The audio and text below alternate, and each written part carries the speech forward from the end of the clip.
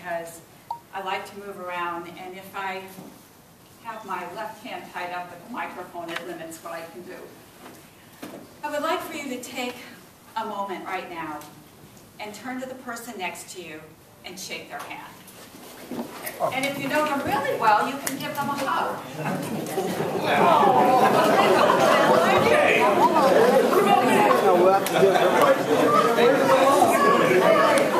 You left Dion out.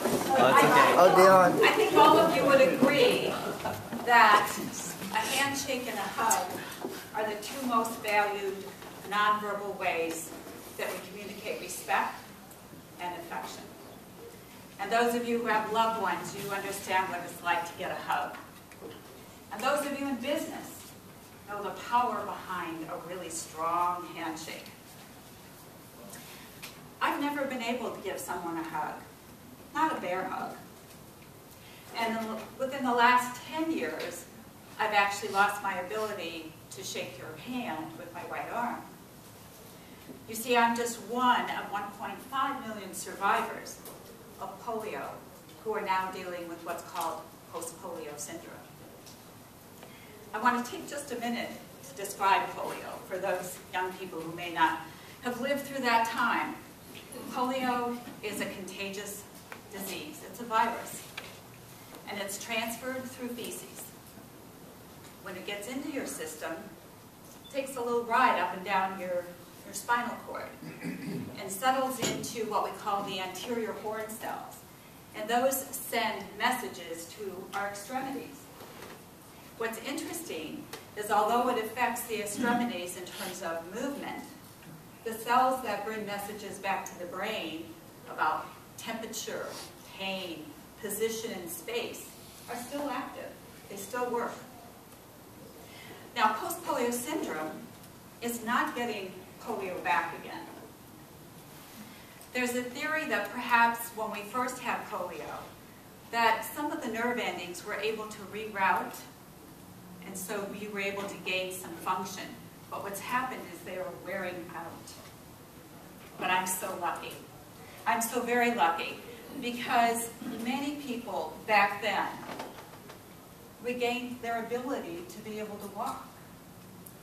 I have friends right now that could walk, and now they're back having to wear braces, and in some cases are back in a wheelchair. And I'm afraid there's not going to be any stories of recovery, not this time. And post-polio also carries some other symptoms which are really difficult for many people. They have trouble with swallowing, with sleeping, they have bouts of fatigue. The one that gets me the most is temperature. I'm so sensitive to cold. My mud bell really proves that. But I can stand before you this afternoon and tell you that post-polio syndrome was a gift, because it forced me to look at my life, and it took me on this journey to self-discovery. And in the process of going through this, I had two life-changing events. The first one occurred in 2008. Now, before I go there, I'm going to take you back in time. I want you to picture yourself as a 2-year-old, how you are cognitively, emotionally, developmentally. It's 1946. And you wake up one morning and you go limp. Your parents frantic. They call the doctor. And back then, guess what? The doctor came to your house.